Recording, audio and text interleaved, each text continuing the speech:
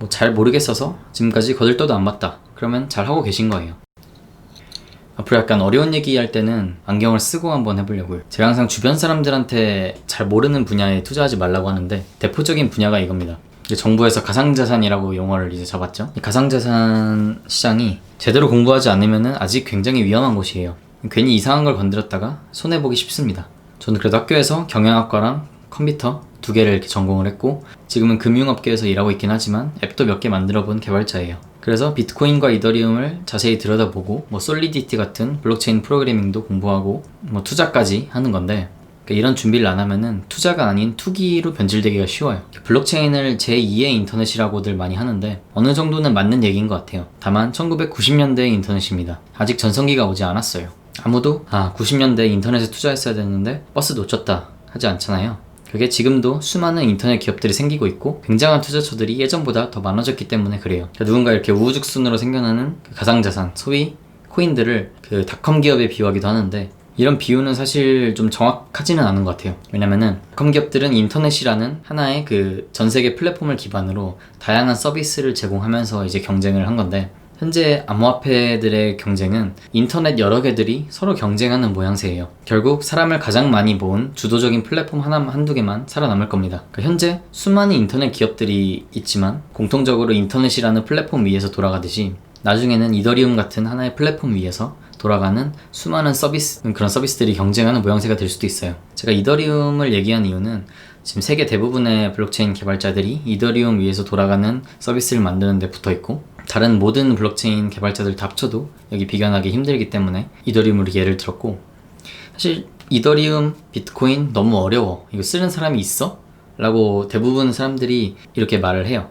근데 저는 이런 회의감이 당연한 거라고 생각합니다. 그럼 제가 다시 한번 이렇게 물어볼게요. 인터넷이 어떻게 작동하는지 알아? 인터넷이 어떻게 작동하는지 정확한 작동 방식을 알고 있으세요? 생각을 해보면 저희가 일상생활에서 항상 인터넷을 사용하고 있지만 인터넷이 어떻게 작동하고 이 원리가 뭔지는 컴퓨터학과생이 아니면은 일반인들은 대부분 아는 사람이 없습니다. 하지만 모두가 잘 사용하고 있잖아요. 원래 모든 원천 기술은 사람들이 바로 사용하기에 굉장히 어려워요. 실용화에는 또 그만큼의 노력이 필요합니다. 그래서 대부분의 기술 발전은 그 기술 위에 층을 쌓고 그 위에 또 층을 쌓고 이렇게 층층이 쌓아가면서 성장해 왔어요. 이 층, 영어로 레이어라고 하는 거에 대해서 뭐 인터넷과 비트코인을 비교하면서 예시를 들어볼게요. 예전 영상들을 보신 분들이 얼마나 계실지 모르겠는데 비트코인 블록체인은 전 세계가 공유하는 하나의 브로드캐스트 통신망이에요. 그러니까 KBS, MBC 할 때 그 B에 들어가는 브로드캐스트 말 그대로 방송이라는 뜻인데 제가 비트코인 네트워크 상에서 블록체인 상에서 뭔가 거래를 하면은 전 세계 모든 그 블록체인 네트워크에 있는 노드들이 이 거래를 원장에 기록해야 돼요. 공개적으로 방송이 되는 느낌이죠. 그러니까 비트코인은 탈중앙화라는 목적을 달성하기 위해 택한 브로드캐스트 방식 때문에 뭐 기존 거래망, 결제망에 비해서 처리 속도는 물론이고 처리 용량에서도 밀립니다. 만약 인터넷이 이런 브로드캐스트 방식으로 커졌다면은 여러분이 이 유튜브 영상을 보기 위해서 전 세계 모든 사람들이 이 영상을 똑같이 다운받아야 됐을 수도 있어요. 굉장히 비효율적이죠. 그러니까 인터넷이 브로드캐스트 방식의 네트워크를 넘어서서 지금처럼 전 세계적 확장성을 가지게 된 거는 바로 IP, 인터넷 프로토콜 같은 이런 프로토콜 덕분이에요. 그래서 1대, 그러니까 브로드캐스트처럼 1대 다 아니면 1대 전부 이렇게 작동하는 브로드캐스트 방식 말고도 서버와 사용자 간의 1대1, 즉 유니캐스트 통신이 가능하기 때문에 현재 지금의 인터넷이 있을 수 있습니다. 인터넷은 지금의 인터넷은 밑바닥부터 링크 레이어로 시작해서 그 위에 IP 같은 인터넷 레이어, 그 위에 TCP나 UDP 같은 트랜스퍼 레이어, 그러니까 전송 레이어, 그 위에 HTTP나 FTP 같은 애플리케이션 레이어를 깔고 이렇게 점점 프로토콜을 층층이 쌓아서 우리가 이해할 수 있는, 그러니까 실제로 사용할 수 있는 뭐 크롬 같은 브라우저나 뭐 이메일 수준까지 올라와요. 그러니까 차근차근 올라오는 거죠. 그러니까 아무도 이 밑에 레이어, 그러니까 HTTP나 뭐 TCP, IP 이런 게 어떻게 작동하는지 알 필요가 없어요.